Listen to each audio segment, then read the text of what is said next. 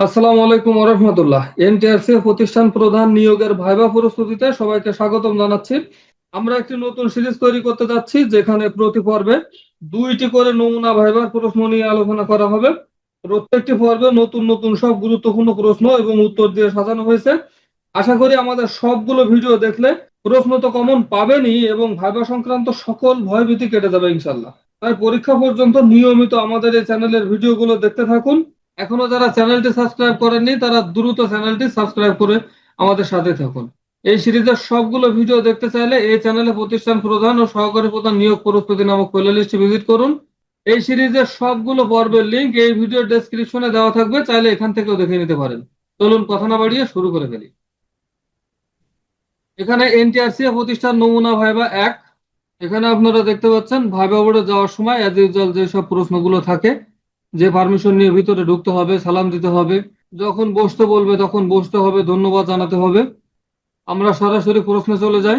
এখানে viva board থেকে আপনাকে প্রশ্ন করতে পারে, আপনি তো বর্তমানে সহকারী শিক্ষক হিসেবে কর্মরত আছেন, হঠাৎ প্রশাসনিক পদে আসতে চাচ্ছেন কেন? তখন আপনি উত্তরে বলতে পারেন, শিক্ষকতা জীবনে আমি শ্রেণী কক্ষে পাঠদানের পাশাপাশি বিভিন্ন প্রশাসনিক কাজে সক্রিয়ভাবে অংশগ্রহণ করেছি। আমি বিশ্বাস করি আমার অভিজ্ঞতা ও নেতৃত্ব দেওয়ার ক্ষমতাকে কাজে লাগিয়ে একটি প্রতিষ্ঠানকে আরো সুশৃঙ্খল ও মানসম্মত শিক্ষা নিশ্চিত করতে আমি সফল হব। পরবর্তী প্রশ্ন আপনাকে করতে পারে, একজন প্রতিষ্ঠান প্রধানের মূল দায়িত্বগুলো কি কি? তখন আপনি উত্তরে বলবেন, প্রতিষ্ঠানের প্রধান দায়িত্বগুলো হলো একাডেমিক কার্যক্রম তদারকি করা, শিক্ষক কর্মচারীদের কাজের সমন্বয় সাধন, প্রতিষ্ঠানের আর্থিক ও প্রশাসনিক স্বচ্ছতা বজায় রাখা এবং সরকারি ও স্থানীয় শিক্ষা প্রশাসনের সাথে নিয়মিত যোগাযোগ রাখা। পরবর্তী প্রশ্ন হতে পারে, প্রতিষ্ঠানের রেজুলেশন খাতা বলতে কি বোঝেন, এর গুরুত্ব কি? তখন আপনি উত্তরে বলবেন, ম্যানেজিং কমিটি বা একাডেমিক কাউন্সিলের সবাই গৃহীত সিদ্ধান্তগুলো যেখানে লিপিবদ্ধ করা হয় তাকে রেজুলেশন খাতা বলে। এটি প্রতিষ্ঠানের যে কোনো গুরুত্বপূর্ণ সিদ্ধান্তের আইনি দলিল হিসাবে কাজ করে। পরবর্তী প্রশ্ন বোর্ড থেকে করতে পারে, এনটিআরসি কত সালে প্রতিষ্ঠিত হয় এবং এর কাজ কি? তখন আপনি সাবলীলভাবে উত্তরে বলবেন, এটি ২০০৫ সালে প্রতিষ্ঠিত হয়। এর মূল কাজ হলো বেসরকারি শিক্ষা প্রতিষ্ঠানে শিক্ষক নিয়োগের জন্য যোগ্য প্রার্থীদের নিবন্ধন করা এবং মেধার ভিত্তিতে সুপারিশ করা। বোর্ড থেকে পরবর্তী প্রশ্ন জিজ্ঞেস করতে পারে, বর্তমানে সরকারি শিক্ষানীতিতে স্মার্ট বাংলাদেশ গড়তে শিক্ষকদের ভূমিকা কি হওয়া উচিত বলে মনে করেন? আপনি উত্তরে বলবেন, শিক্ষকদের নিজেদের ডিজিটাল দক্ষতা বাড়াতে হবে, শিক্ষার্থীদের সৃজনশীল চিন্তায় উৎসাহিত করতে হবে এবং প্রযুক্তি নির্ভর পাঠদানের মাধ্যমে বৈশ্বিক চ্যালেঞ্জ মোকাবেলায় তাদেরকে দক্ষ করে তুলতে হবে। পরবর্তী প্রশ্ন করতে পারে, আপনার প্রতিষ্ঠানে কোনো শিক্ষক সময় মতো ক্লাসে না গেলে আপনি কি ব্যবস্থা নেবেন? আপনি উত্তরে বলবেন, প্রথমে আমি তার সাথে একান্তে কথা বলবো এবং তার কারণটি জানার চেষ্টা করব যে সে কেন দেরিতে আসছে, এবং তাকে সময়ানুবর্তিতার গুরুত্ব বোঝাবো। এরপর পরিবর্তন না হলে বিধি মোতাবেক তাকে কারণ দর্শানোর নোটিশ প্রদান করব। পরবর্তী প্রশ্ন করতে পারে, সরকারি বিধি মোতাবেক একজন শিক্ষকের বার্ষিক নৈমিত্তিক ছুটি কয়টি? এটা আমরা সকলেই জানি, একজন এমপিওভুক্ত শিক্ষক কর্মচারীর বার্ষিক ছুটি হয়ে থাকে সাধারণত 20 দিন। একজন শিক্ষক কর্মচারী একটি এমপিওভুক্ত প্রতিষ্ঠানে সর্বোচ্চ বছরে 20 দিন ছুটি ভোগ করতে পারবেন। সাধারণত 4 থেকে 5টি প্রশ্ন করে ভাইবা শেষ করে দেওয়া হবে। এখানে যে 4-5টি প্রশ্নের কথা আলোচনা করা হয়েছে, প্রশ্নগুলো আপনি সঠিকভাবে মনে রাখার চেষ্টা করবেন এবং আপনি আপনার নিজের মতো করে উত্তর দেওয়ার চেষ্টা করবেন। প্রশ্নগুলো শেষ হওয়ার পরে বোর্ড থেকে আপনাকে বলবে, ধন্যবাদ, আপনি এখন আসতে পারেন। আপনি অ্যাজ ইউজুয়াল সবাইকে ধন্যবাদ জানিয়ে ভাইবা বোর্ড থেকে বের হয়ে আসবেন। আমরা পরবর্তী নমুনা ভাইভাতে চলে যাব। এখানে পরবর্তী নমুনা ভাইভাতে এখানে আমরা সরাসরি প্রশ্ন চলে যাচ্ছি। বোর্ড থেকে আপনাকে প্রশ্ন করতে পারে, আপনার শিক্ষাগত যোগ্যতা সম্পর্কে বলুন। আপনি উত্তরে বলবেন, আমি স্নাতক ও স্নাতকোত্তর সম্পন্ন করেছি, বর্তমানে একটি মাধ্যমিক বিদ্যালয়ের সহকারী শিক্ষক হিসেবে কর্মরত আছি। একজন প্রতিষ্ঠান প্রধান হিসাবে আপনি কিভাবে সহশিক্ষা কার্যক্রমে উৎসাহিত করবেন? আপনি উত্তরে বলবেন, আমি বার্ষিক ক্রীড়া প্রতিযোগিতার সাংস্কৃতিক অনুষ্ঠান এবং বিভিন্ন ক্লাব যেমন ডিবেটিং ক্লাব, বিজ্ঞান ক্লাব গঠন করব। এতে শিক্ষার্থীদের মেধা ও নেতৃত্বের বিকাশ ঘটবে। বোর্ড থেকে আপনাকে পরবর্তী প্রশ্ন জিজ্ঞেস করতে পারে, প্রতিষ্ঠানের ক্যাশ বই সংরক্ষণে প্রধান শিক্ষকের ভূমিকা কি?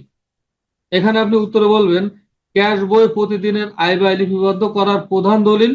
প্রতিষ্ঠান প্রধান হিসেবে আমি প্রতিদিনের হিসাব যাচাই করে স্বাক্ষর করব এবং ব্যাংক স্টেটমেন্টের সাথে এর মিল আছে কিনা তা নিশ্চিত করব। পরবর্তী প্রশ্নতে আপনার কাছে জানতে চাইতে পারে, বিদ্যালয়ের একাডেমিক সুপারভিশন বলতে আপনি কি বোঝেন?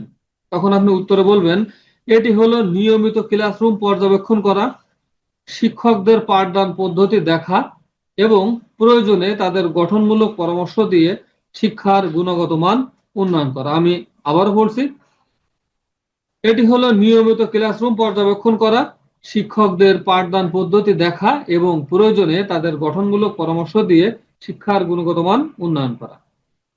আপনাকে বোর্ড থেকে প্রশ্ন করতে পারে ম্যানেজিং কমিটি বা গভর্নিং বডির সাথে কোনো বিষয়ে মতভেদ হলে আপনি কি করবেন? এটি খুবই গুরুত্বপূর্ণ একটি প্রশ্ন এবং খুবই জটিল প্রশ্ন। এখানে আপনি উত্তরে বলবেন, আমি ধৈর্যের সাথে সরকারি বিধিবিধান ও শিক্ষা মন্ত্রণালয়ের নীতিমালা তাদের সামনে উপস্থাপন করব।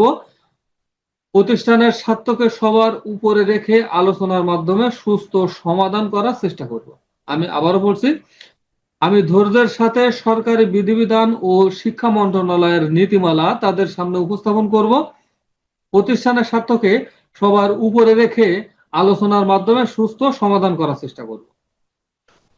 বোর্ড থেকে পরবর্তী প্রশ্ন আপনাকে করতে পারে, ভর্তি নীতিমালা অনুযায়ী লটারির মাধ্যমে শিক্ষার্থী নির্বাচনের সুবিধা কি? এখানে বেশ কয়েকটি সুবিধা থাকতে পারে। তার ভিতরে আপনি বলবেন, লটারি পদ্ধতির মাধ্যমে ভর্তি প্রক্রিয়ার স্বচ্ছতা নিশ্চিত হয়, কোনো প্রকার তদবিরের সুযোগ থাকে না এবং মেধা নির্বিশেষে সকল স্তরের শিক্ষার্থীর সমান সুযোগ তৈরি হয়। আমি আবারও বলছি, লটারি পদ্ধতির মাধ্যমে ভর্তি প্রক্রিয়ার স্বচ্ছতা নিশ্চিত হয়, কোনো প্রকার তদবিরের সুযোগ থাকে না এবং মেধা নির্বিশেষে সকল স্তরের শিক্ষার্থীর সমান সুযোগ তৈরি হয়। এই লটারি সিস্টেমের মাধ্যমে আপনি ইচ্ছা করলেই শুধুমাত্র মেধাবী শিক্ষার্থী আপনার প্রতিষ্ঠানে ভর্তি করাতে পারবেন না। আপনাকে সকল স্তরের অর্থাৎ মেধা নির্বিশেষে সকল স্তরের শিক্ষার্থীর সমান সুযোগ দিয়ে আপনাকে ভর্তি করাতে হবে।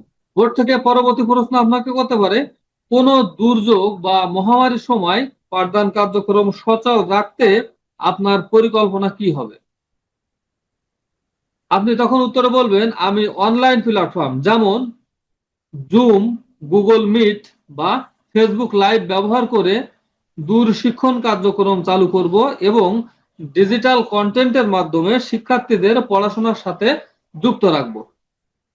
আমি অনলাইন প্ল্যাটফর্ম যেমন জুম, গুগল মিট বা ফেসবুক লাইভ ব্যবহার করে দূরশিক্ষণ কার্যক্রম চালু করব এবং ডিজিটাল কন্টেন্টের মাধ্যমে শিক্ষার্থীদের পড়াশোনার সাথে সংযুক্ত রাখব।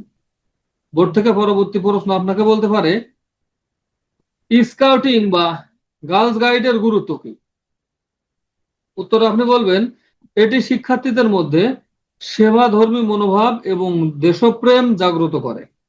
এটি তাদের আত্মপ্রত্যয় হিসাবে গড়ে তুলতে সাহায্য করে। আমি আবারও বলছি, এটি শিক্ষার্থীদের মধ্যে শৃঙ্খলা, সেবাধর্মী মনোভাব এবং দেশপ্রেম জাগ্রত করে। এটি তাদের আত্মপ্রত্যয় হিসাবে গড়ে তুলতে সাহায্য করে। ভিডিওটি শেষ পর্যন্ত দেখার জন্য আপনাকে অসংখ্য ধন্যবাদ। এই সিরিজের সবগুলো ভিডিও দেখতে চাইলে এই চ্যানেলে প্রতিষ্ঠান প্রধান ও সহকারী প্রধান নিয়োগ প্রস্তুতি নামক প্লেলিস্টে ভিজিট করুন। পরীক্ষা পর্যন্ত আমাদের ভিডিওগুলো পর্যায়ক্রমে দেখতে থাকুন। ইনশাআল্লাহ এখান থেকে ভাইবা সংক্রান্ত সকল প্রকার কনফিউশন দূর হবে এবং এখান থেকে অনেক প্রশ্ন কমন পেতে পারেন। আজকের মতো বিদায় নিচ্ছি। আসসালামু আলাইকুম ওয়া রাহমাতুল্লাহি ওয়া বারাকাতুহু।